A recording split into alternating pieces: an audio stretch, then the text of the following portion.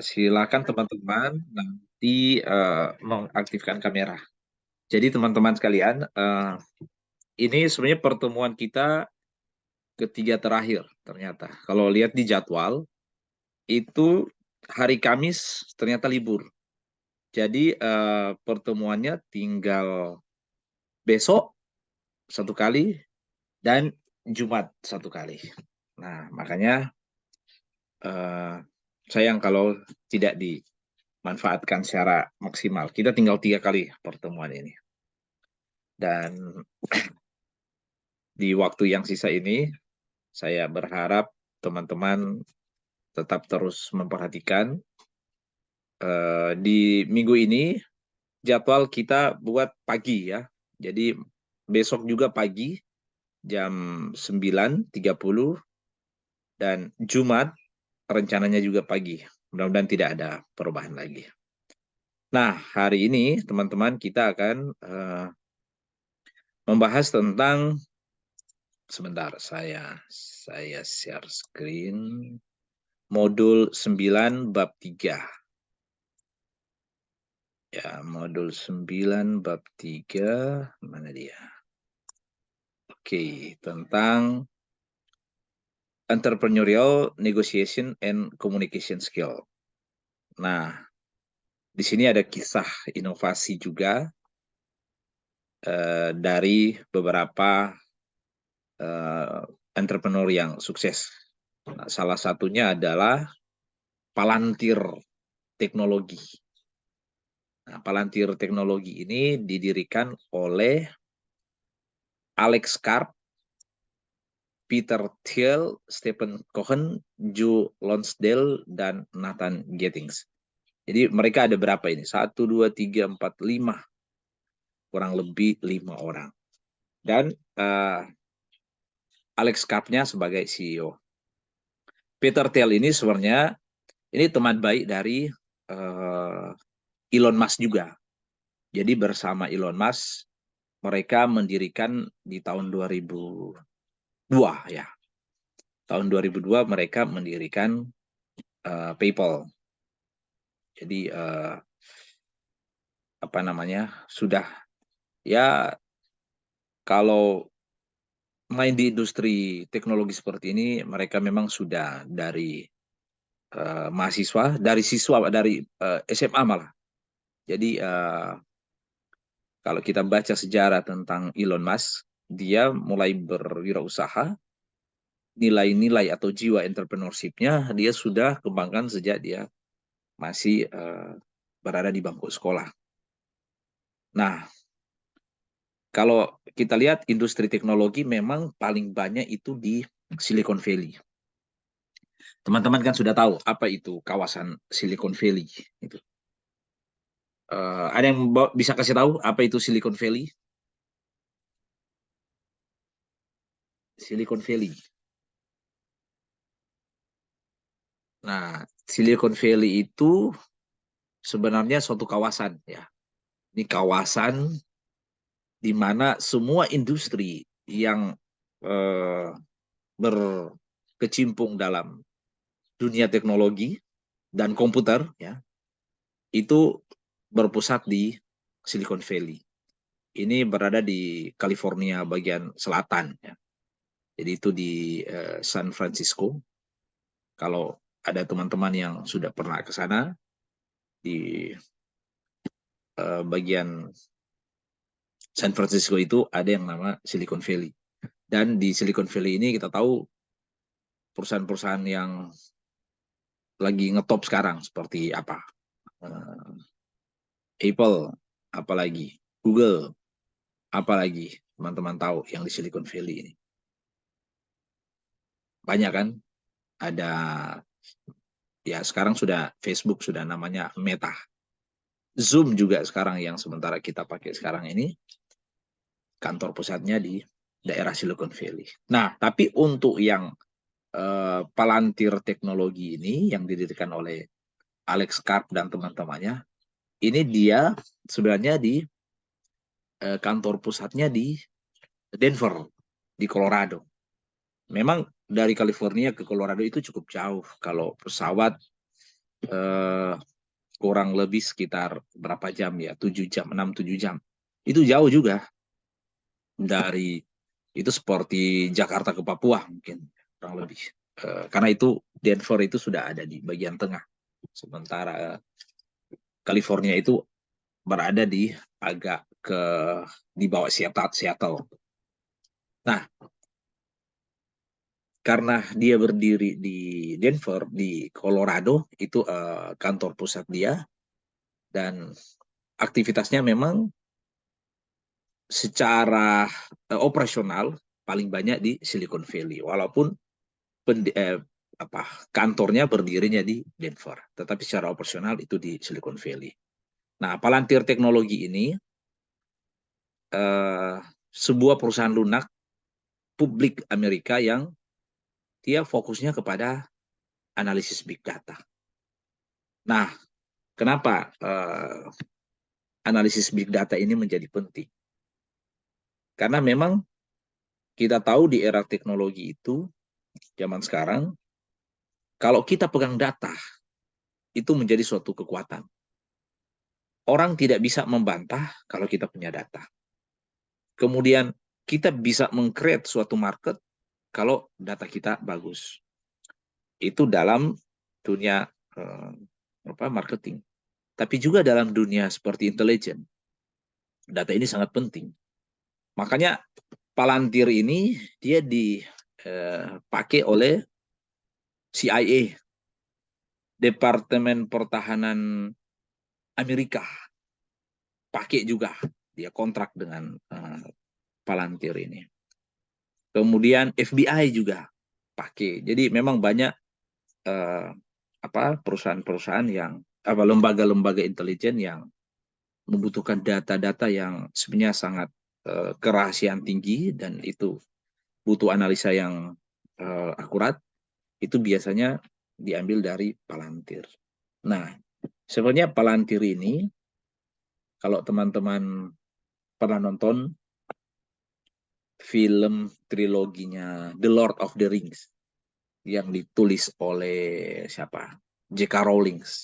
Nah, Palantir itu kan, sorry, saya ini agak kurang kurang fit ya dari kemarin, jadi agak batu-batu. Palantir itu kalau di film di The Lord of the Ring itu namanya bola kristal ajaib. Nah, bola kristal ajaib ini merefleksikan bahwa bagaimana bola itu punya kemampuan untuk menggali dan menganalisa berbagai fenomena yang terjadi. Jadi kalau kita punya bola ajaib ini, bola kristal ajaib ini, seolah-olah kita mengetahui kejadian-kejadian atau fenomena yang terjadi. Nah, itu dia menamakan Palantir ini terinspirasi dari film itu. Jadi memang membuat nama ini kadang-kala orang kan bisa saja iseng, bisa saja ada inspirasi, tetapi bisa juga ada semacam ruh di situ. Ada semacam apa ya, spirit di situ, bahwa harapan kita, nama yang kita berikan ke eh, bisnis kita itu punya tujuan gitu. Ada yang bilang apalah artinya sebuah nama. Tapi menurut saya nama itu dalam dunia marketing sangat penting. Karena dengan mendengar nama itu, orang langsung mengasosiasikan bahwa dia bisa menjadi problem solver. Dia bisa menjadi mengatasi masalah dari nama itu.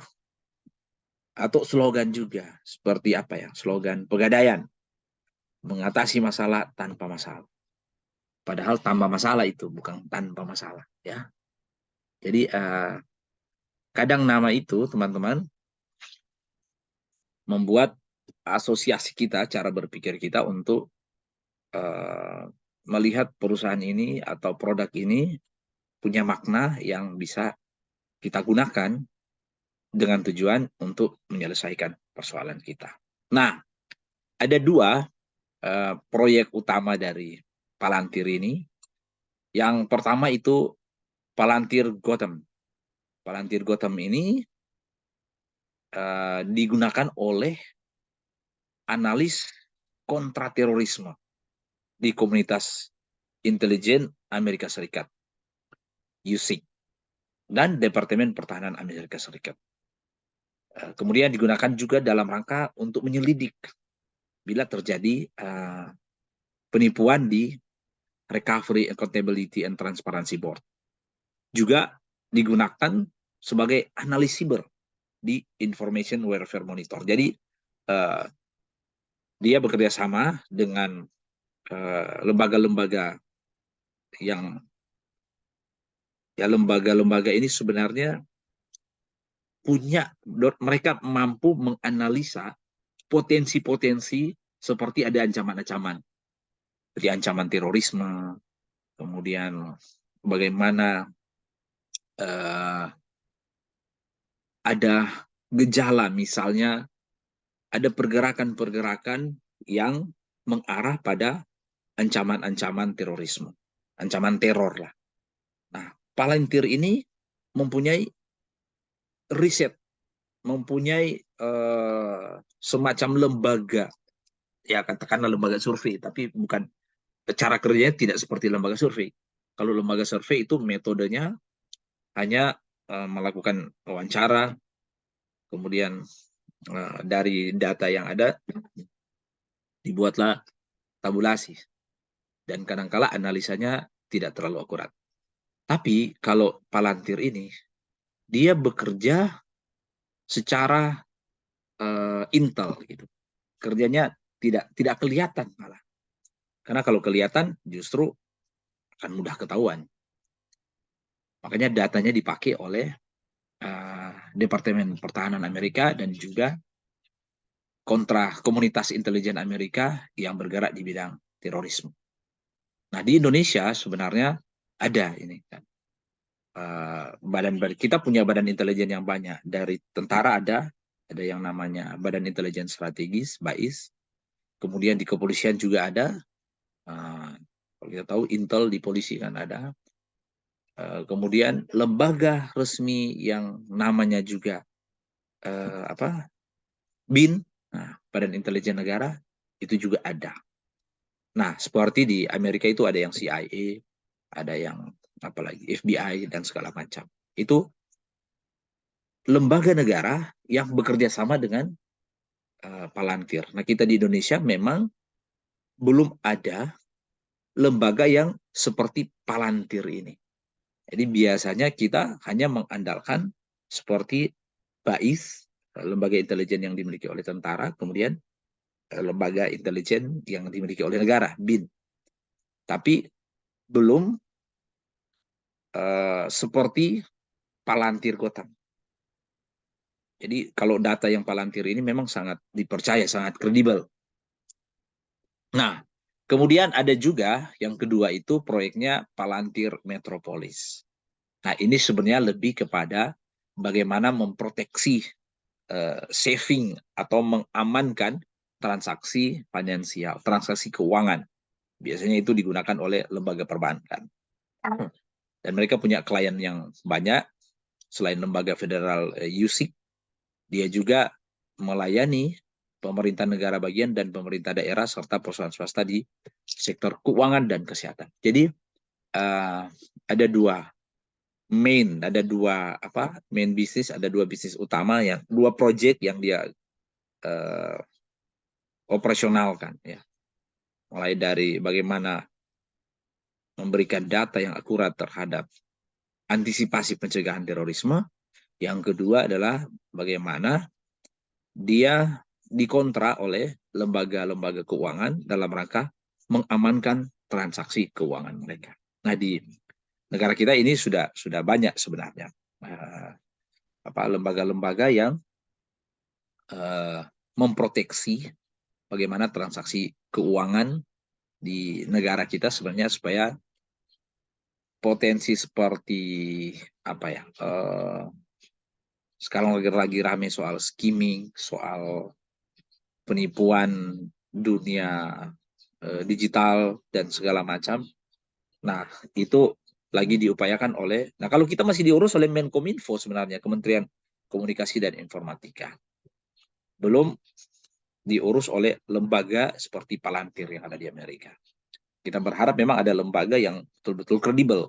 Seperti Palantir ini kita tahu luar biasa kredibel, dan mereka punya reputasi yang sangat-sangat terpercaya dan tidak mudah untuk menjadi rekanan dari CIA dan Departemen Pertahanan Amerika, apalagi lembaga-lembaga keuangan. Itu sangat tidak mudah. Nah, ini kita tidak perlu baca saja. Nanti teman-teman bisa lihat, nanti saya akan share screen. Tapi intinya di sini sejarah ya, bagaimana Palantir ini mulai dari dia dibangun, mulai dari berdiri, tetapi ketika mereka membangun perusahaan ini ada nilai-nilai apa yang menjadi harapan mereka, apa yang menjadi visi misi mereka, bisnis blueprint mereka seperti apa.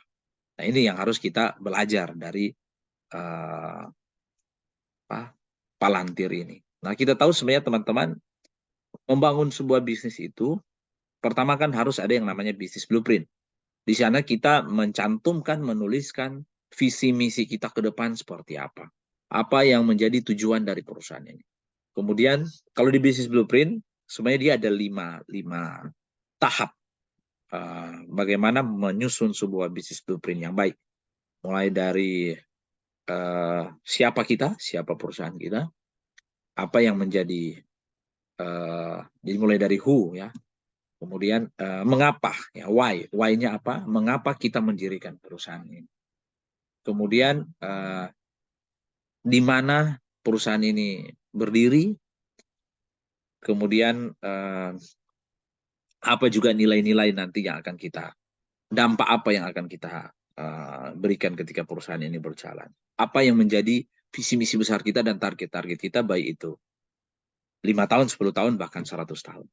Jadi bedanya membuat sekedar visi misi dan bisnis blueprint adalah, kalau bisnis blueprint kita punya bayangan perusahaan kita ini 100 tahun kemudian seperti apa. Nah, kalau visi misi biasanya lebih kepada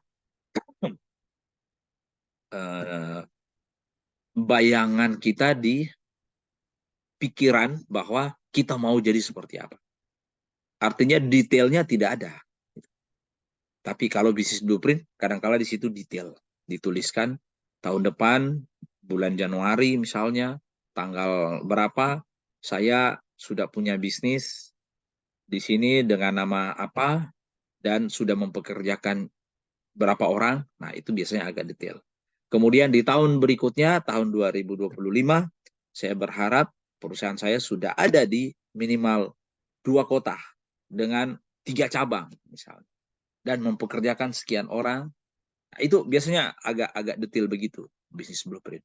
Nah, Palantir ketika dia mendirikan perusahaan ini, nilai-nilai itu sudah dia tuangkan dalam bisnis blueprint mereka. Jadi yang utama ini Alex Karp dan Peter Thiel ini, visi mereka adalah bagaimana menciptakan privasi yang lebih terjamin. Karena mereka percaya bahwa privasi itu atau hal-hal yang bersifat pribadi ya, itu hal yang sangat penting. Dan ini menjadi kebutuhan. Nah, jadi teman-teman ingat kemarin bagaimana kita membuat BMC. Masalah, problem. Dan kita siapkan solusinya. Jadi ada masalah yang kita anggap itu problem, solusinya seperti apa. Nah, masalah di sini ketika Alex Karp dan Peter Thiel melihat bahwa orang butuh privasi. Tapi belum ada solusi. Itu adalah masalah. Nah, mereka menyiapkan Palantir ini sebagai sebuah solusi. Dan kita lihat bagaimana perjalanan mereka dengan nilai-nilai yang mereka terapkan. Saya kira banyak hal yang perlu kita belajar dari Palantir ini. Silakan teman-teman mungkin bisa cari di referensi yang lain. Bagaimana nilai-nilai Palantir yang membuat mereka dipercaya oleh perusahaan-perusahaan, oleh lembaga-lembaga kredibel seperti Badan Intelijen, itu tidak mudah. Dan mereka tampil sebenarnya di awal bagaimana membranding bukan hanya perusahaan mereka, tetapi membranding pribadi mereka, membranding diri mereka, itu yang namanya personal branding, supaya dapat diterima oleh lembaga kredibel. Jadi teman-teman, sebenarnya begini dalam berbisnis. Kadangkala orang ingin bekerja sama dengan kita, bukan semata-mata hanya karena produk kita. Produk memang sudah bagus, tapi kalau personal branding kita diragukan, nah akan susah juga untuk terjadi kerjasama. Jadi personal branding itu teman-teman penting sekali. Nah, kalian nanti yang akan jadi wirausaha, bangunlah personal branding itu yang betul-betul kuat. Pertama kuat, bahwa kuat dalam arti uh, orang akan melihat kalian itu dapat diterima oleh banyak orang. Itu artinya kekuatan branding itu bisa mempengaruhi orang lain. Yang kedua adalah personal branding Anda soal nilai-nilai. Jadi, apa nilai Anda yang selama ini mereka kenal? Misalnya, mereka punya sejarah. Bagaimana menciptakan PayPal. Kita tahu PayPal itu bergerak dalam industri keuangan. Nah, itu adalah portofolio. Jadi sebelum kita membangun sebuah bisnis yang baru, portofolio kita di awal itu akan menjadi penilaian mitra kita. Dalam arti seperti ini. Ketika dia ingin bekerja sama dengan kita, personal branding kita yang sudah dia kenal seperti apa. Misalnya dia lihat, wah ini dulu Peter Thiel ini adalah pendiri PayPal. Nah berarti kalau saya mau bekerja sama dengan dia dalam hal eh, keamanan bertransaksi di bidang finansial yang metropolis itu, berarti aman. Karena apa? Dia sudah cukup berpengalaman ketika mendirikan PayPal. Dan PayPal sampai sekarang tidak ada masalah. Malah menjadi salah satu perusahaan yang bergerak di bidang finansial, di bidang keuangan, yang reputasinya terjaga. Nah, itu menciptakan branding buat Peter Thiel ini. Sehingga ketika mitranya akan mau bekerja sama dengan dia, itu jadi pertimbangan. Ada portofolio sebelumnya yang sudah sukses, yang menjadi pertimbangan mitra. Nah, teman-teman nanti dalam berbisnis, harus memikirkan hal ini kenapa. Misalnya, hari ini mungkin saya bisnis minuman, gitu. Apa jus atau apa yang mirip-mirip seperti chat time, apalagi es mixue, janji jiwa, yang minuman seperti itu. Itu adalah portofolio kita. Makanya nanti teman-teman, ketika kita punya bisnis baru, bisnis baru itu yang baru kita bangun ya, bergerak salah satunya di bidang industri minuman. Dan kita sedang mencari investor. Nah, investor atau mitra kita itu akan melihat bahwa ketika saya membangun perusahaan atau membuat produk seperti minuman itu, bagaimana, bukan soal sukses atau tidak, tetapi bagaimana reputasi kita. Apakah kita sudah dikenal orang sebagai pribadi yang komit, tidak tidak melakukan, tidak one prestasi lah. Artinya tidak one prestasi, tidak gagal dalam hal komitmen, tidak cedera janji, tidak putar balik, bahasa Manado bilang. Nah itu adalah portofolio. Bagaimana kita dinilai orang supaya bisnis yang akan kita bangun itu, yang baru nanti, tidak akan sama dengan bisnis sebelumnya. Nah, atau kalaupun sama pada nilai-nilai yang baik, bukan pada nilai-nilai yang merugikan, yang one prestasi tadi. Jadi ini nilai-nilai yang dibangun oleh para pendiri Palantir ini. Bagaimana fokus mereka untuk menciptakan sebuah platform yang memungkinkan akses dan analisis data itu bisa terintegrasi. Jadi misi mereka ini sangat bagus dan perjalanan kesuksesan mereka kita tahu uh, dapat dilihat dari pengakuan. Nah itu dia. Personal branding dan branding perusahaan itu sudah oke, sudah mendapat pengakuan, makanya mereka berhasil mendapatkan kontrak. Jadi itu tadi teman-teman. Bagaimana kita bisa mendapat kepercayaan yang lebih besar, sementara dalam mengerjakan tanggung jawab yang kecil ini tidak bisa. Jadi portofolio yang kita jadikan sebagai contoh untuk negosiasi lah, untuk negosiasi, karena kita bicara topik ini tentang negosiasi. Nah, dalam bernegosiasi, portofolio-portofolio itu menjadi penting. Kalau kita tahu Palantir ini dia mendapatkan kontrak yang besar dari pemerintah Amerika Serikat, CIA, FBI, dan lainnya, itu sampai dia melantai di bursa saham. Teman-teman mau melantai di bursa saham, itu juga bicara tentang bagaimana kita berhasil menciptakan personal branding dan brand perusahaan. Mereka akan berani membeli saham kita kalau mereka tahu bahwa secara kredibilitas perusahaan ini reputasinya baik. Baik ditandai dengan apa?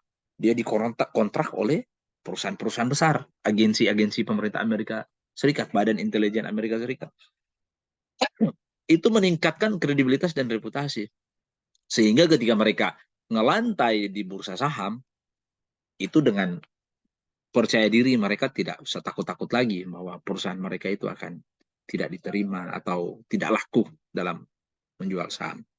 Sehingga pada akhirnya ketika 2020, 3 tahun lalu mereka melantai di bursa saham, ini valuasinya sangat tinggi. Jadi valuasi itu teman-teman sudah belajar kan bagaimana valuasi itu. Jadi pertambahan nilai pada suatu entitas atau pada suatu bisnis itu sangat cepat. Jadi misalnya nilai entitas total baik itu merek, kemudian semualah, semua bicara tentang entitas itu bicara tentang keseluruhan merek, keseluruhan bisnis. Misalnya valuasinya saat ini 10 miliar. Nah, 1 tahun kemudian karena begitu banyak orang melakukan pembelian saham, sahamnya naik, ya biasakan hukum dagang seperti itu. Kalau orang minat, kita naikkan harga. Tapi kalau orang tidak minat, kita turunkan harga. Itu hukum dagang dari sononya, dari zaman sebelum Adam dan Hawa mungkin ya. Bagaimana hukum permintaan, penawaran permintaan dalam dagang itu selalu seperti itu. Ketika terjadi permintaan yang sangat tinggi, kita naikkan harga sahamnya. Nah, dengan menaikkan harga saham ini, berarti valuasi atau nilai dari perusahaan itu menjadi uh, tinggi nilainya. Dan dengan valuasi yang mereka dapatkan, kita tahu perusahaan ini perkembangan atau asetnya itu sangat cepat dan luar biasa karena di sini dituliskan 2014 pemegang saham terbesar adalah Palantir, mereka grup itu ada berapa orang tadi 5. 2015 nilainya 15 miliar dolar. Wow. Ini berapa 15 miliar dolar ini? Berapa triliun sekarang? Kalau dikali ya hitung sendiri lah. Dan nilainya dalam setahun itu menjadi 20 miliar. Jadi bayangkan dalam setahun saja naik 5 miliar. Itu 5 miliar dolar, kalau 1 miliar dolar kan kurang lebih 1,5 triliun. Berarti 5 miliar dolar kurang lebih 7,5 triliun. Wow, besar sekali dalam jangka waktu tahun nilainya 7,5 triliun. 1 triliun itu teman-teman ada 1.000 miliar. Itu 1 triliun 1.000 miliar. Berarti 7,5 triliun ada 7.500 miliar.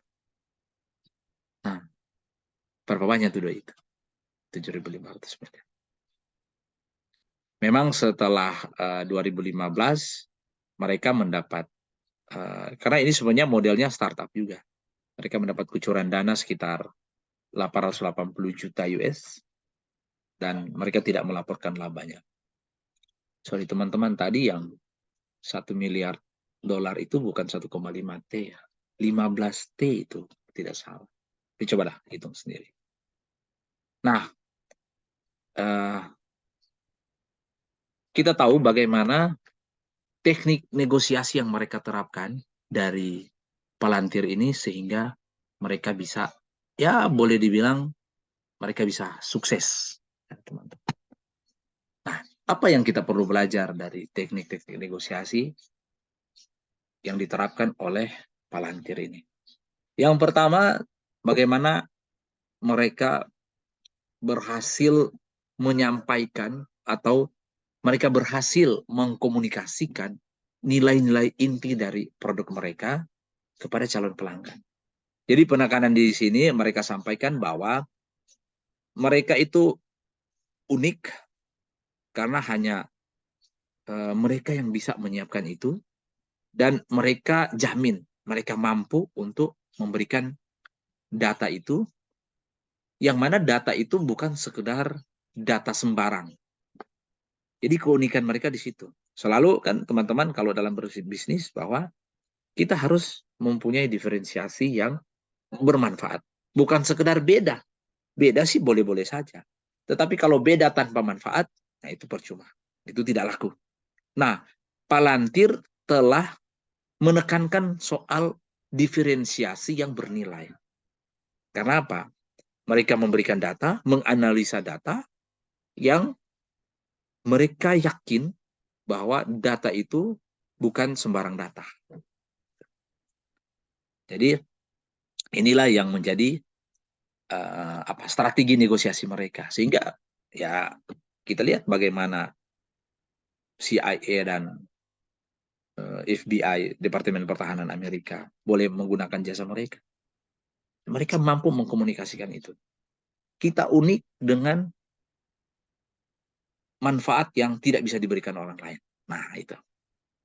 Jadi teman-teman mau bisnis, teknik komunikasi kita terhadap calon prospek atau calon pelanggan atau mitra kita, bagaimana kita meyakinkan mereka adalah membuat sesuatu yang beda dan bermanfaat, yang kemungkinan itu tidak dilakukan oleh orang lain.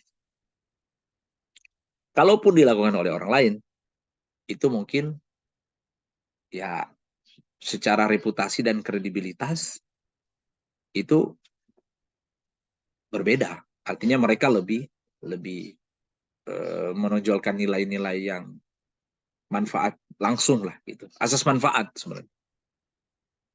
Jadi teman-teman harus menggunakan cara-cara komunikasi untuk produk kalian nanti seperti apa bentuk komunikasinya, silakan narasinya seperti apa, tetapi yang paling penting adalah bagaimana kalian menonjolkan yang itu.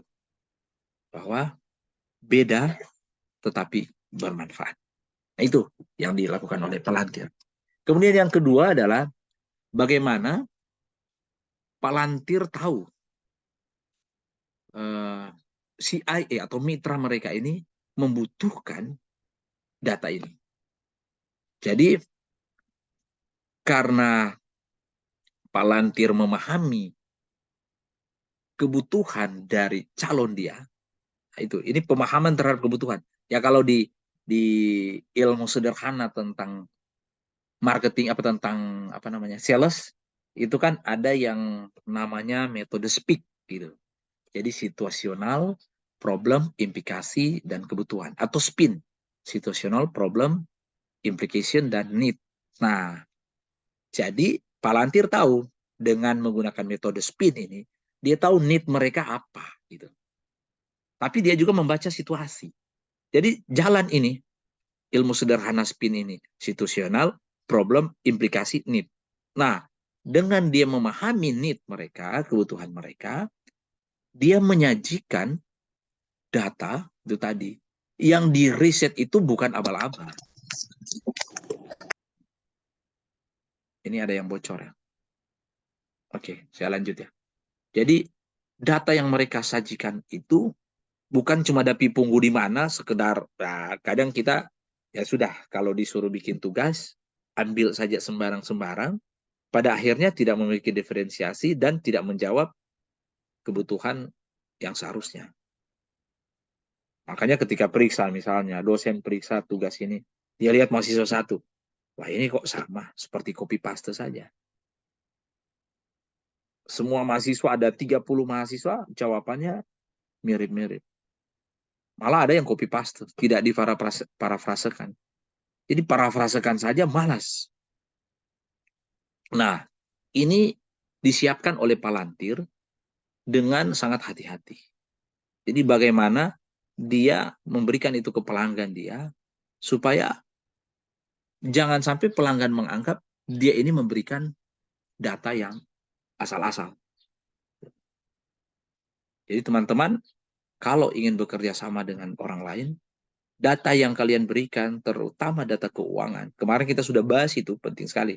Bagaimana tentang struktur budget kita dalam bisnis. Harus disampaikan proyeksi kita, data keuangan kita secara transparan. Karena kesehatan perusahaan ada di situ. Jadi itu teman-teman. Harus memberikan data yang benar, data yang valid, dan data itu memang data yang kita cari sendiri. Bukan kita ambil dari, nah kalau sekarang di Indonesia kan biasanya sumber data itu dari BPS gitu. Ya kadang BPS juga ini ya rada-rada cari gampang gitu. Ada yang benar, ada yang tidak benar. Gitu. Nah, kemudian apa juga yang menjadi teknik negosiasi mereka? Ini sebenarnya kalau masuk kepada materi tentang simulasi, bagaimana kita mampu mendemonstrasikan produk kita atau menunjukkan produk kita ke pelanggan. Jadi demo lah, dia mencontohkan, misalnya mensimulasikan ini produk kita. Jadi itu adalah teknik negosiasi. Ketika mitra datang di saat presentasi, dia bikin simulasi singkat seperti ini. Nah, ini yang sudah kita bahas beberapa hari yang lalu. Bagaimana calon mitra kita atau pelanggan kita mendapat bayangan dari perusahaan yang sedang kita kembangkan. Atau strategi apa yang kita mau buat. Dari hulu ke hilirnya seperti apa. Jadi ada bayangan. Nah, bagaimana merealisasikan bayangan itu? Melalui demonstrasi. Jadi kita demo di depan mereka. Atau jasa misalnya. Teman-teman kan sering lihat bagaimana orang belajar sepeda lah. Itu paling simpel. Belajar sepeda, belajar mobil. Kan bukan hanya sekedar teori. Tapi ada praktiknya. Ada demonya. Saya dulu waktu buka restoran ikan bakar, yang tukang bakar paling top di Sulawesi Utara, kita hire, bukan kita hire sebenarnya. Kita komunikasi dengan dia, kemudian cerita dengan dia, tanya-tanya dengan dia, bagaimana membuat resep dabu-dabu yang paling the best, kemudian kepala ikan yang paling top. Karena memang di pikiran saya teman-teman waktu mulai bisnis seperti ini, saya ingin cari di mana restoran yang paling the best di Manado tentang kepala ikan. Karena kita mau diferensiasinya juga ada. Diferensiasi yang ada manfaat. Unik tapi memberikan nilai. Nah, saya cari. Dapatnya di wilayah Minahasa Utara. Dulu saya tidak perlu sebut nama. Kalian pasti tahu di kawasan air mandi di sana ada salah satu perusahaan, ada salah satu rumah makan yang sangat terkenal. Saya datangi kokinya, saya minta diajarkan ke saya. Tapi saya waktu itu belum punya modal, belum punya, ya hanya karyawan. Dan karyawan swasta dan waktu itu tidak sanggup sebenarnya membayar dia. Tetapi dengan negosiasi yang kita bangun dan akhirnya dia deal, setuju, dan dia hanya mengajarkan saya itu dalam seminggu hanya 1 kali di hari Minggu. Karena hari Minggu mereka tidak buka, itu pun hanya di sore setelah jam gereja selesai. Saya mengiyakan dan dia langsung mendemo di depan saya. Ini cara bikinnya, ini cara bakarnya. Saya memperhatikan betul. Dari yang awalnya saya sama sekali tidak tahu bakar ikan, tidak tahu membelah ikan, potong ikan, tidak tahu mengolah bumbu, mencampur bumbu dan segala macam. Selama kurang lebih 1 bulan itu, saya memperhatikan betul, belajar betul, demonstrasi yang dia sampaikan. Nah, dari demonstrasi itu akhirnya saya dapat ilmu gitu. Jadi bagaimana teman-teman pentingnya demonstrasi itu harus dilakukan supaya selain ada gambaran, paling tidak transfer knowledge kita, transfer ilmu pengetahuan kita sudah kita dapatkan. Jadi teman-teman yang mau juga ingin presentasikan produk kalian ke pelanggan, nah makanya sekarang lagi ngetop di Flamboyan itu kan ada yang kemarin siapa kalau tidak salah, Tracy ya. Bagaimana dia ingin menciptakan experience pelanggan.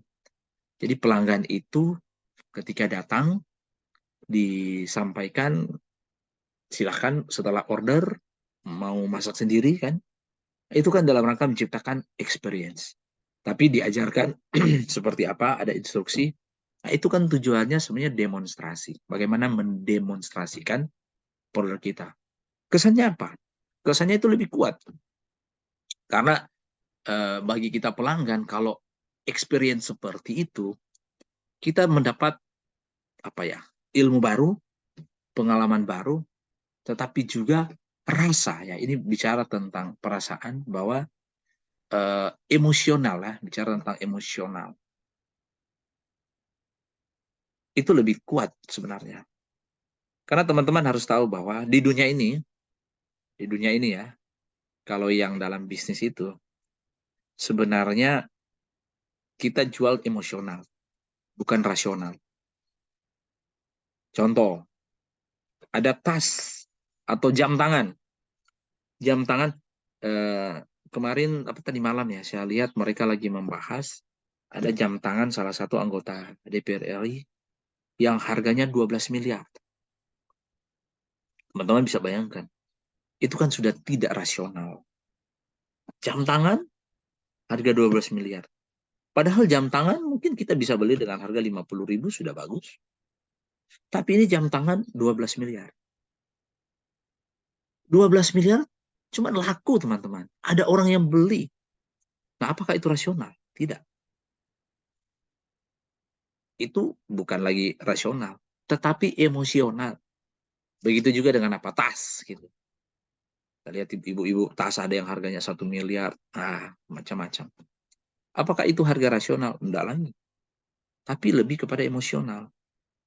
Dan satu yang saya mau sampaikan ke teman-teman bahwa di dunia ini keputusan-keputusan penting, ingat ya kata-kata ini.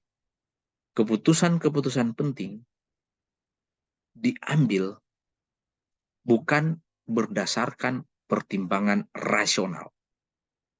Paling banyak keputusan diambil berdasarkan pertimbangan emosional. Jadi ini penting, teman-teman.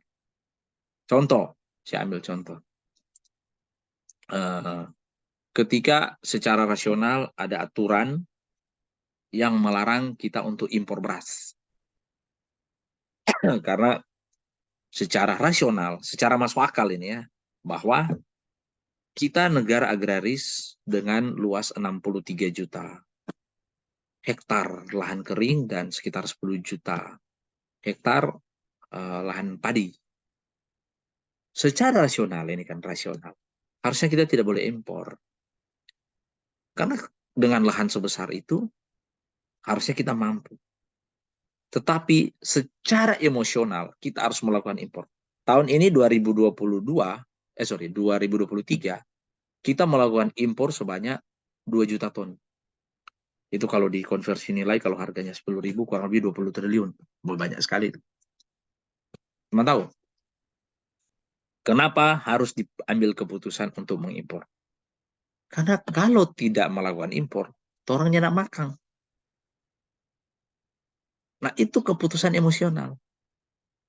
Nah, kalau orangnya nak makan, orang penegara huru-hara, kacau, demo di mana-mana. Jadi kalian harus melihat bahwa ada keputusan-keputusan emosional sebenarnya. Nah, itu yang namanya melahirkan kebijakan. Dalam bisnis juga seperti itu. Bagaimana kita bisa menciptakan atau menggugah orang sehingga keputusan membeli itu berdasarkan keputusan emosional. Nah, itu adalah strategi marketing sebenarnya. Bagaimana kita membuat keputusan emosional, bagi kita menggiring. Bagaimana seorang marketing itu, seorang wirausaha itu mampu menggiring orang untuk mengambil keputusan emosional, bukan rasional. Kalau rasional, saya ambil contoh juga yang kedua. Secara rasional, gaji kita mungkin tidak cukup untuk membeli sebuah mobil yang harganya, sekarang mobil rata-rata berapa ya harganya? Avanza, Xenia, 200 juta lah, 250 juta. Katakanlah 200 juta. Nah, secara rasional, teman-teman hitung. Kalau gaji karyawan yang ya katakanlah standar 5 juta.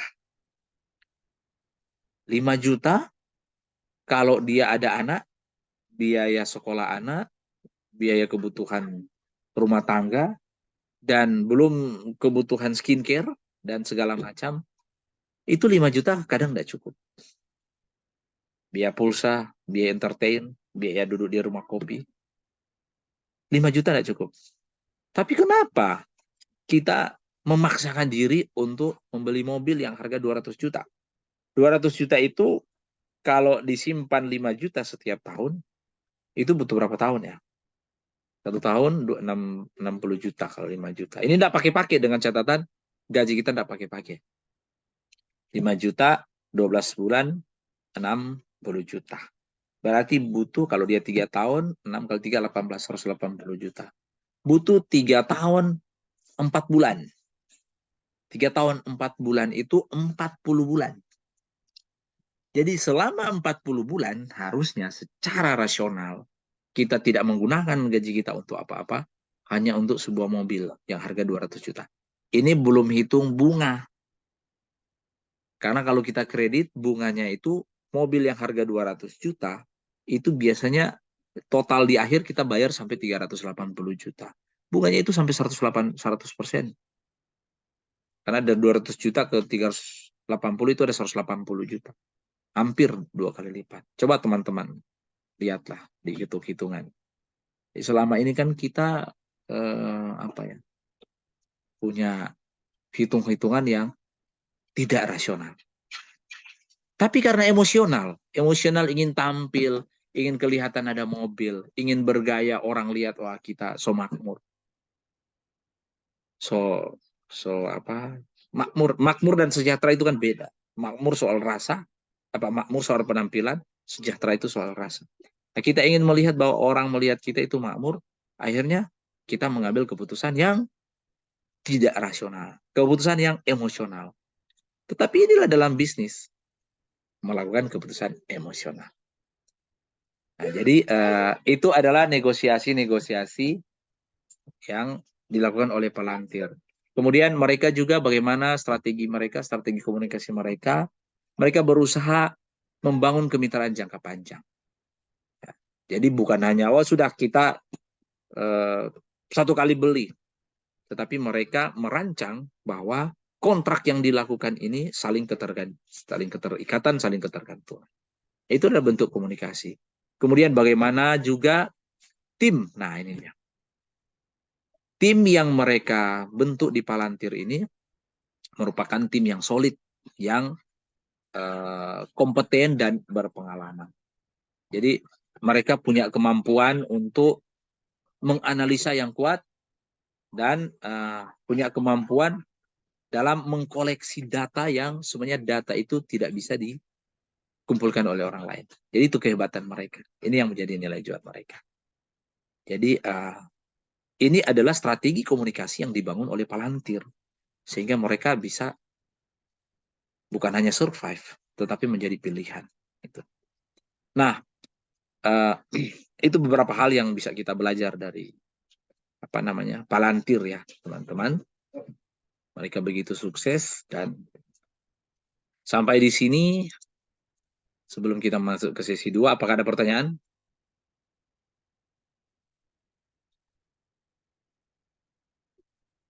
Silakan kalau ada pertanyaan.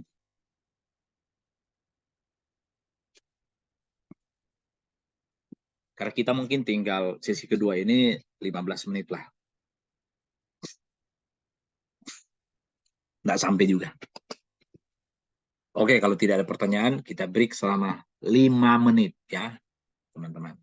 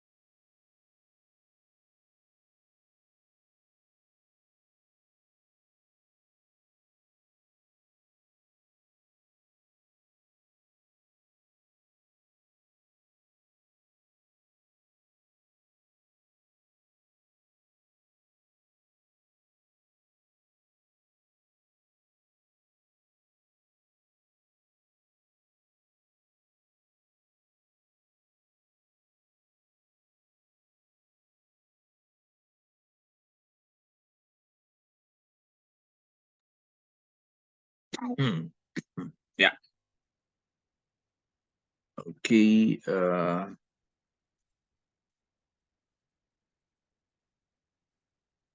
Kita lanjutkan ya, teman-teman. Ini kok nggak muncul. Sebentar.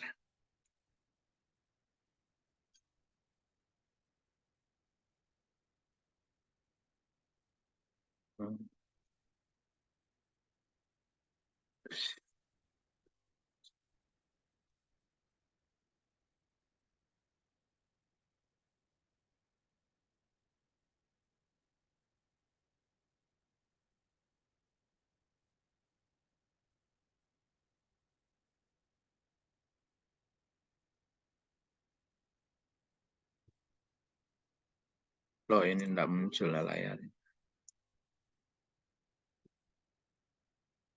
Oke, cek cek.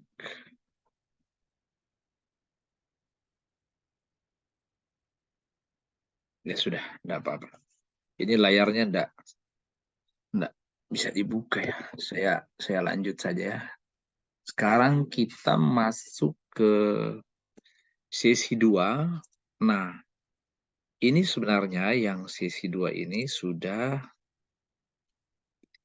kita bahas sebagian ya pada pertemuan lalu tentang Elon Musk. Mana dia? Oke, sesi 2 tentang profil inovasi SpaceX membuka masa depan. Nah, ini tentang innovation story tentang SpaceX.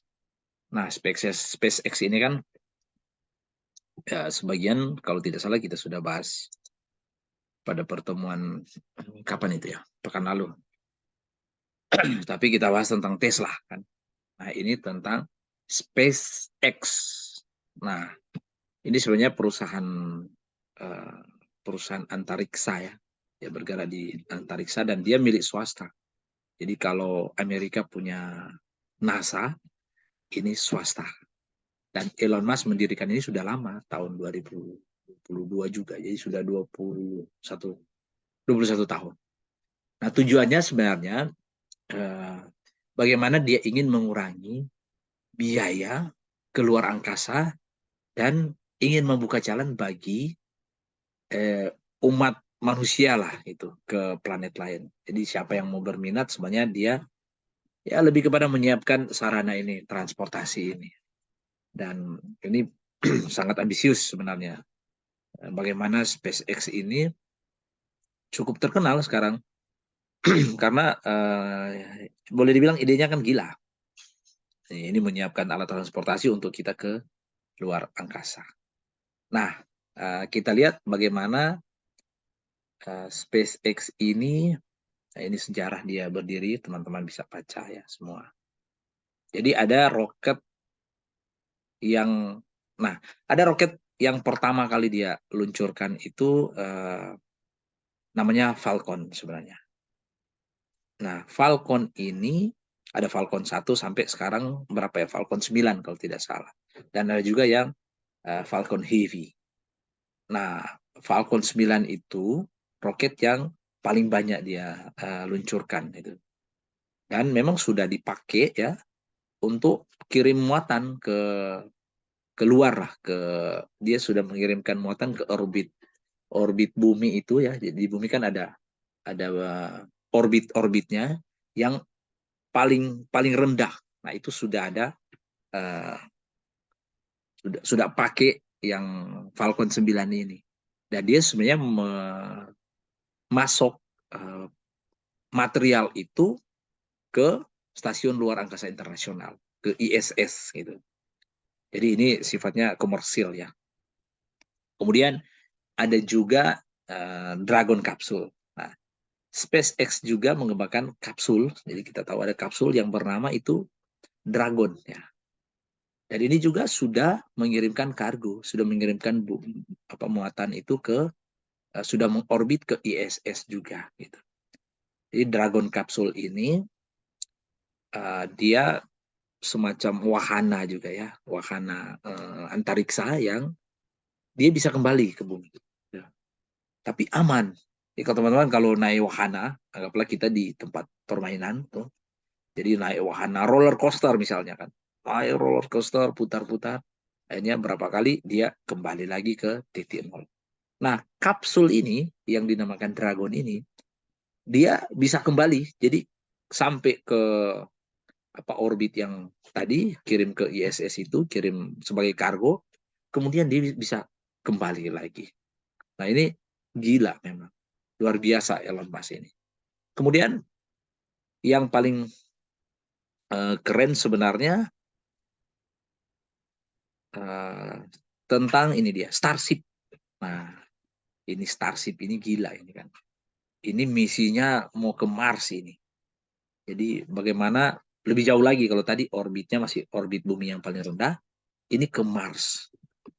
Dan pemikiran yang sangat di luar masuk akal ini. Tidak rasional sebenarnya. Nah itu, kembali ke tadi teman-teman. Bagaimana hal-hal yang kadang-kala tidak rasional, tetapi kita mengambilnya dengan keputusan emosional. Emosionalnya apa? Kita ingin, nah, berarti kan ada rasa. Rasa itu berarti keputusan emosional. Kita ingin ke Mars. Walaupun secara rasional, mungkin enggak ya itu? Harusnya enggak mungkin gitu.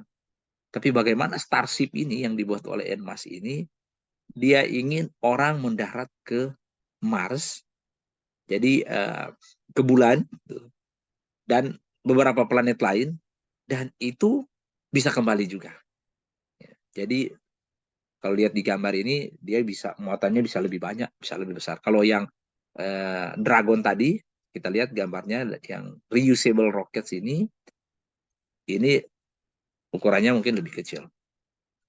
Tapi kalau yang Starship ini lebih besar dan bisa muat kru, ya kayak pesawat lah itu, pesawat mini lah. Dan uh, memang misinya, wah, dia punya teknologi yang sangat luar biasa. Bagaimana dia melakukan riset terus.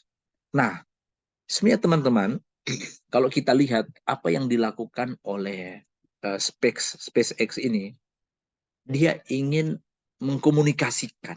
Karena kita bicara tentang strategi komunikasi, keterampilan berkomunikasi, dia ingin mengkomunikasikan kepada dunia bahwa selain branding dan personal branding dan company branding tadi, dia ingin meyakinkan orang bahwa hal-hal yang di luar nalar itu sekarang bisa dilakukan. Hal-halnya yang sifatnya irasional itu dia akan menggiring dari yang emosional ke ternyata ini masuk akal. Jadi dia ingin menciptakan hal-hal yang tidak masuk akal dengan cara-cara yang masuk akal. Dia ingin membuat itu menjadi masuk akal. Jadi nah ini SpaceX dia kembali ke bumi. Silakan teman-teman baca juga nanti. Jadi yang kita bisa belajar dari SpaceX ini, bagaimana strategi komunikasi dia. Jadi dari pamer dia lah, ingin menunjukkan bahwa itu tadi, ingin menunjukkan kepada dunia bahwa dia bisa melakukan itu. Tapi memang ini tentang visi dia. Visi dia kan adalah, visi dan misi dia adalah bagaimana untuk menyediakan orang untuk bisa menggunakan wahana ini ke luar angkasa. Itu adalah visi besar dia. Dan ketika ini dilakukan, visi ini lebih jelas lagi, ditangkap oleh orang. Nah ini komunikasi yang berhasil yang dilakukan oleh Elon Musk ini. Dia ingin memperjelas, dia ingin memvalidasi bahwa, kalau validasi itu memperjelas, tetapi juga mengesahkan. Dia ingin memvalidasi ke orang-orang bahwa visi dia tentang mendarat di luar angkasa itu dengan mudah dan bisa kembali, itu bukan lagi hal yang tidak mungkin. Jadi strategi komunikasi memang luar biasa. Dan kita tahu personal branding dan company brandingnya luar biasa kan. Dan itu berdampak kemana? Bukan hanya ke SpaceX, tetapi karena personal branding dan company branding yang kuat, Dia ingin menunjukkan bahwa dia punya teknologi. Dia punya teknologi. Jadi ini sebenarnya bentuk komunikasi yang lain juga, bahwa dia ingin memamerkan teknologi yang dia miliki. Nah, kenapa dia ingin memamerkan teknologi? Karena dia berkepentingan di situ. Dia punya Tesla, mobil dengan teknologi yang tidak menggunakan lagi bahan bakar. Jadi dia ingin menunjukkan kepada dunia bahwa dia adalah orang yang pakar di bidang teknologi. Nah, itu personal branding dia. Akhirnya berdampak kepada company branding dia dan produk-produk dia. Jadi mulai dari personal branding, company branding, dan akhirnya product branding. Itu bentuk komunikasi yang berhasil dia lakukan. Dan bagaimana dia mengkomunikasikan? Nah, ini lagi seperti halnya apa tadi? Uh, yang pertama tadi, apa ini? Palantir. Nah, Palantir berhasil mendemonstrasikan. Sama juga Elon Musk mendemonstrasikan tentang teknologi SpaceX ini. Jadi demonstrasi itu teman-teman, atau action menunjukkan ke orang, ini penting sekali. Di bisnis kalian harus ada yang namanya demonstrasi. Ya, kalau tidak ada demonstrasi, orang tidak yakin. Gitu. Bagaimana demonstrasi ini harus berhasil juga. Ya, kalau demonstrasinya gagal, ya tentu orang tidak mau juga kan. Gitu. Makanya sebelum melakukan demonstrasi, teman-teman harus uji coba secara internal dulu. Jangan dulu publish, teman-teman. Kalau demonstrasinya belum bisa berhasil. Ya, kalau gagal nanti kan menjelekkan kalian juga nanti. Produk kalian. Personal brandingnya kalian tidak dapat. Kemudian bagaimana juga SpaceX ini membangun kemitraan. Dia sebenarnya menjalin kemitraan yang begitu kuat dengan NASA, teman-teman. Walaupun dia swasta, tetapi dia membangun kemitraan dalam hal bagaimana membuat proyek bersama. Mereka bekerja sama. Nah, itu ada beberapa proyek yang dia lakukan, dia kerjasamakan dengan NASA. Jadi, jangan anggap mereka itu saingan. Nah, kita kadangkala susahnya di situ. Selalu melihat saingan gitu. Tidak mau melihat bahwa itu bagian mitra sebenarnya. Di zaman sekarang, sekali lagi teman-teman, jangan berpikir bahwa orang lain itu, kompetitor itu selalu ancaman. Ya, tetapi kompetitor sebenarnya bisa kita jadikan mitra. Sebesar Gojek, Tokopedia saja bisa bergabung menjadi Goto, kan? Gojek, Tokopedia, mereka bergabung. Banyak contoh-contoh lain perusahaan besar, seperti Starbucks dan Milo, ya Nestle ya. Ada beberapa produk yang mereka gabung. Banyak kita lihat di uh, saat ini yang memang mereka bekerja sama, mereka bermitra. Jadi penting sekali untuk kita melakukan kemitraan. Dan jangan menganggap itu kompetisi. Nah, kemudian apa juga yang dilakukan? Strategi komunikasi apa juga yang dilakukan oleh SpaceX sehingga dia bisa berhasil? Ini yang paling penting sebenarnya teman-teman. Jadi bagaimana Elon Musk itu dia fokus pada biaya dan efisiensi. Jadi dia ingin mengkomunikasikan ke banyak orang melalui pendekatan yang berfokus pada penghematan biaya. Jadi kalau dulu orang berpikir bagaimana mau keluar angkasa itu butuh biaya berapa. Gitu. Tetapi dengan adanya SpaceX ini, masalah tadi bisa terjawab dalam hal biaya. Kan kita menggunakan yang SpaceX, yang Starship ini nanti, kan akan lebih murah. Hanya membayar, artinya dibanding dengan dia mengorbitkan sendiri satelitnya. Karena kalau mau orbitkan sendiri satelit, begitu banyak infrastruktur yang harus kita siapkan. Dan itu infrastruktur yang tidak murah. Tapi dengan hadirnya SpaceX ini kan dia jual jasa juga. Jadi kita jadi kayak naik pesawat saja, bayar tiket saja.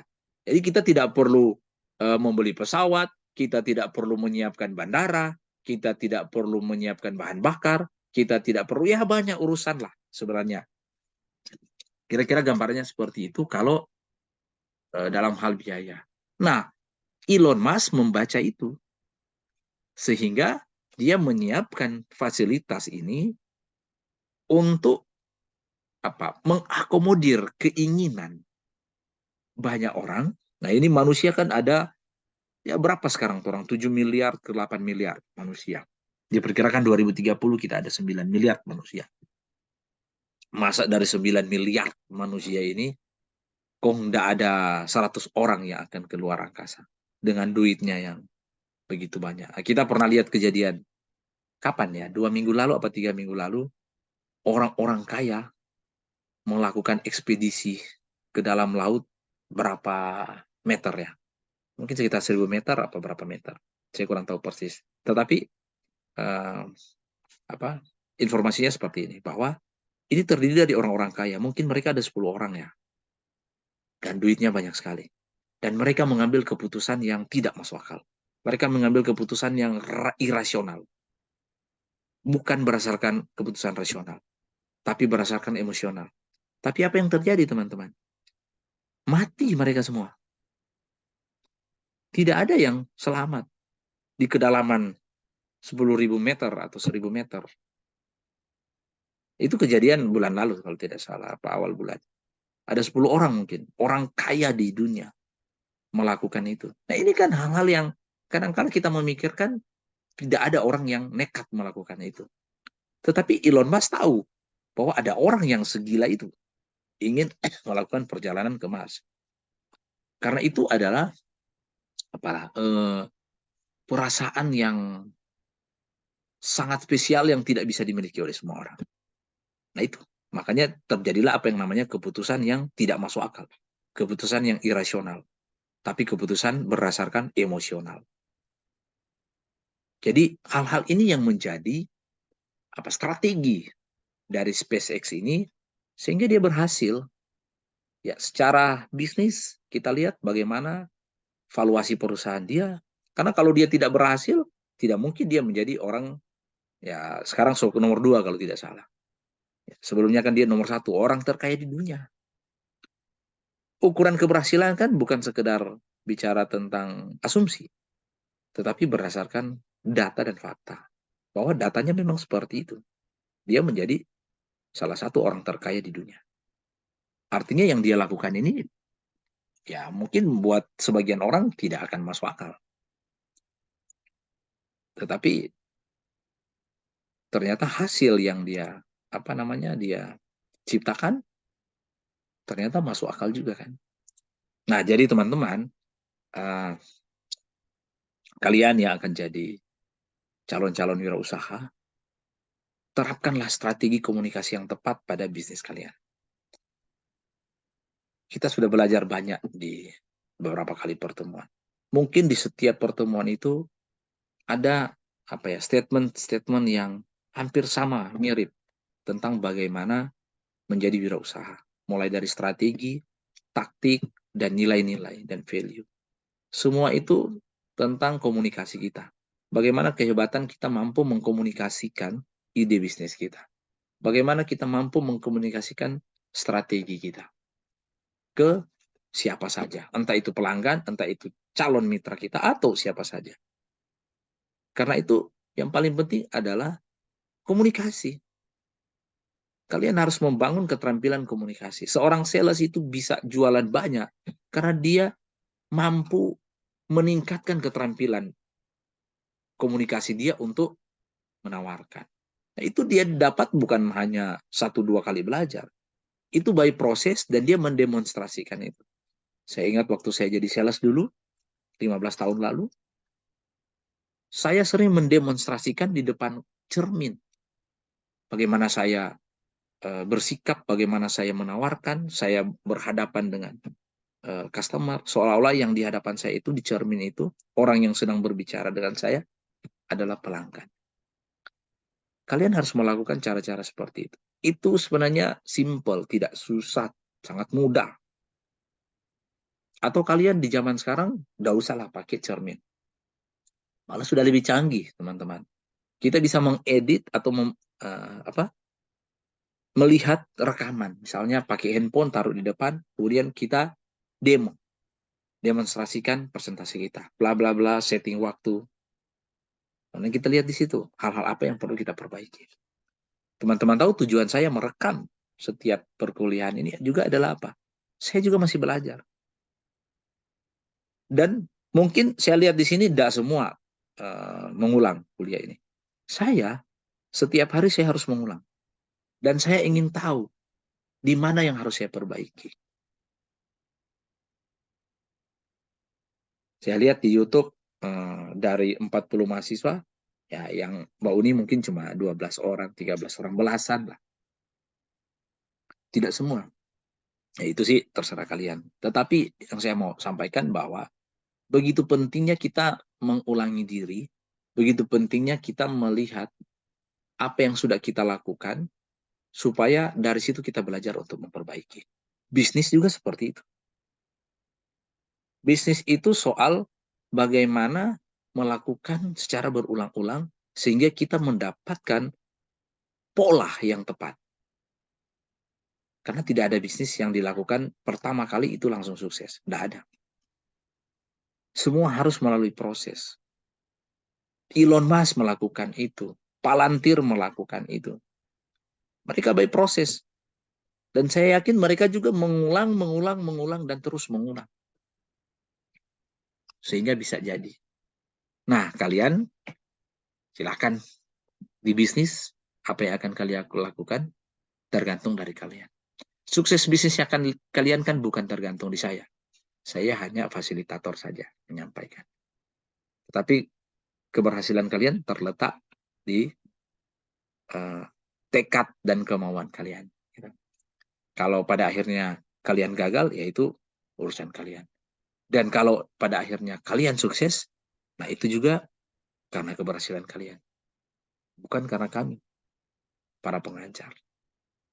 Oke ya teman-teman, itu materi kita untuk hari ini. Dan silakan isi absen ya. Jadi daftar hadir sudah ada di kolom komentar, di kolom chat ya. Silakan, dan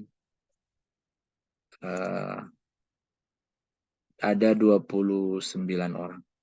Dan silakan aktifkan kamera kalian, on cam kalian, karena saya sementara merekam ini. Oke, yang belum ini Tasya. Oke, Tasya sudah. Kemudian April, oke, April sudah. Valiana, Brian ya. Brian. Kemudian Yukiko dan Nikadek. Nah, Yukiko, Nikadek belum on kamera. Tinggal mereka berdua. Yang lain ini sudah semua. Ya, mulai dari Jonathan, Oswald, Andrian, Michael, Ardian, Mondigir, Rafli, sahabat, Julio, Simon, Vera, Priska, Christopher, Clara, Helena, Mary, Valdo, Nini, Arnia, Oklin, Justiva, Tasya, Fitra, ini siapa ya? Ningsi, Nikadek. Oke. Kemudian Fitra, Gracia, April, Valiana, Vania, Brian, kemudian siapa lagi ini? Oh ya, Prisi dan siapa tadi? Mirel sudah, April sudah. Tinggal Yukiko ya, karena Nikadek izin lagi di perjalanan. Tinggal Yukiko yang tidak on kamera. Oke, teman-teman jangan lupa isi absen dan sampai ketemu besok jam sama dengan hari ini.